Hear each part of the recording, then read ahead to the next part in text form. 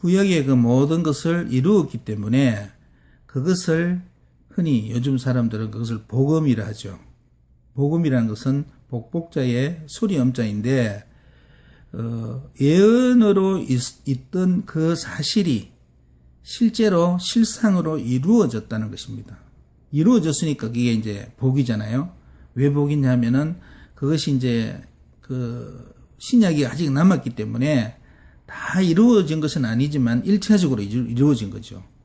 그러면 1차적으로 이루어진 예수 그리스도께서 와서 이제 기독교의 그 성경의 목적인 천국과 또 사람이 성령으로 거듭날 그 날을 예비하고 그것이 사실이라는 것을 보여줬거든요. 그게 1차적으로 그렇게 말씀이 육신이 되어서 예언이 즉 실상으로 이루어진 것 자체가 아주 복된 소리라는 거죠. 그런데 이제 그것은 반의 성공이죠. 절반의 성공. 그러면 이제 신약을 통해서 완전한 성공을 이루게 되면은 예언한 모든 것들이 이제 이루어진다는 거죠. 그런데 그 신약 역시 암호로 기록되어 있기 때문에 천국이 언제 어떻게 누구에 의해서 어떤 사람이 천국에 들어가는지를 잘 모르고 있다는 것입니다. 그러나 오늘 말씀드린 것처럼 그 예언이 이제 실제로 실상으로 이루어지면 그 이루어지는 일을 통해서 이제 그 암호가 밝혀지고 이제 드러난다는 거죠. 이게 바로 계시거든요. 그럼 계시라는 것은 어떻게 이제 계시가 되느냐 하면은 그것도 이제 성경에 잘 되어 있으니까 신화라든지 불경이라든지 기타의 그 예언서도 결국은 알고 보면 다 하나입니다. 예를 들어서 서울에 아주 큰 불이 났습니다. 아니면 뉴욕에 큰 상둥이 빌딩이 그 폭파되는 사건이 있지 않습니까? 그것을 예로 든다면은 그 폭파된 사건은 한 사실입니다. 그러나 그것을 뭐 전 세계에 있는 방송이나 뉴스에서 또 신문에 그것을 보도했다고 치죠. 그러니까 전 세계에서 전 세계의 다른 말로 방송하고 신문에 났지만 다 다르게 표현되어 있습니다. 그러나 그 사건은 상동이 빌딩이 폭파되었다라는 그 사실 하나를 이야기한다는 거죠. 그처럼 인류 세계가 창조주로 인해서 하나로 시작되어서 한 시조에 의해서 전 세계가 이제 퍼져 있다라고 볼 때 또 종교라는 것이 신화라는 것이 허구가 아니고 어떤 미래에 이룰 어떤 목표고 계획이라면은 그 계획을 이룰 대상은 한 시조에서 태어난 모든 사람이고 또 그 계획을 하신 분은 한 분이라는 거죠. 한 분이지만 오늘날에는 이제 인구가 많아짐으로써 나라도 한 나라였던 것이 여러 나라로 됐고 또 민족도 한 민족이었던 것이 여러 민족으로 되어서 지금 세계에는 거의 193개국 정도의 유엔 가입국이 있지만 옛날로 돌아가면 한 나라였다는 거죠. 그 예언을 할 때는 그 나라 수가 얼마 안 됐다는 것입니다.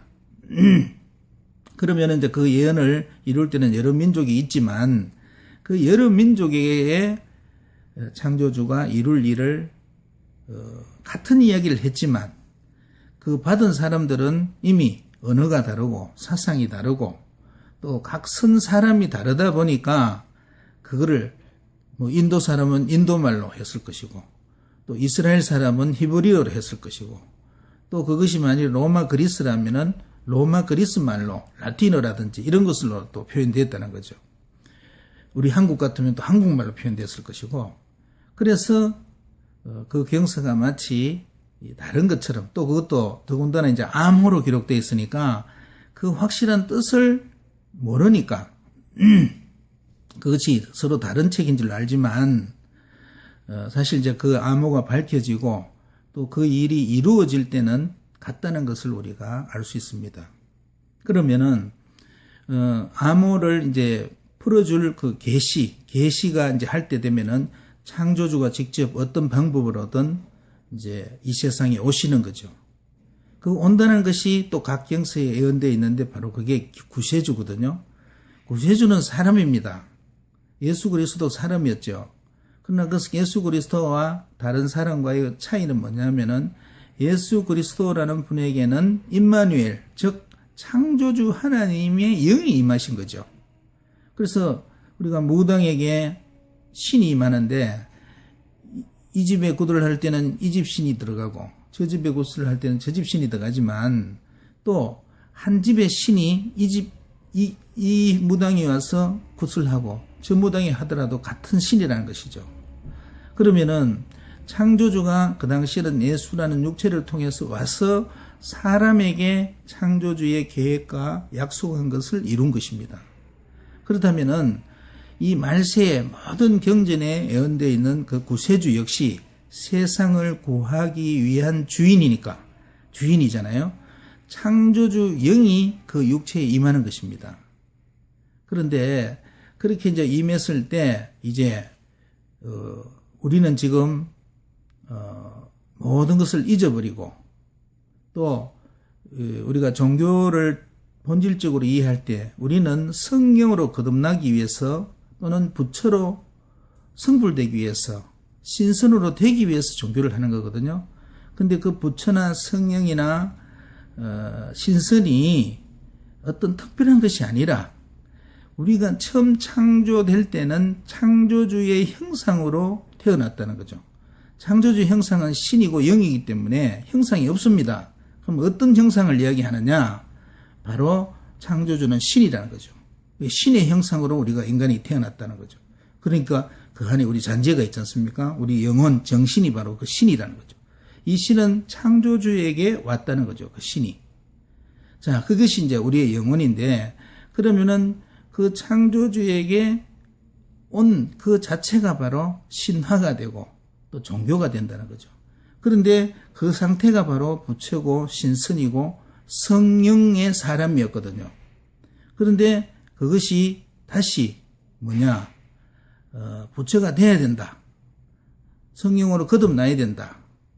신선이 돼야 된다 하는 것은 사람의 변질이 있었다는 거죠. 본질적으로.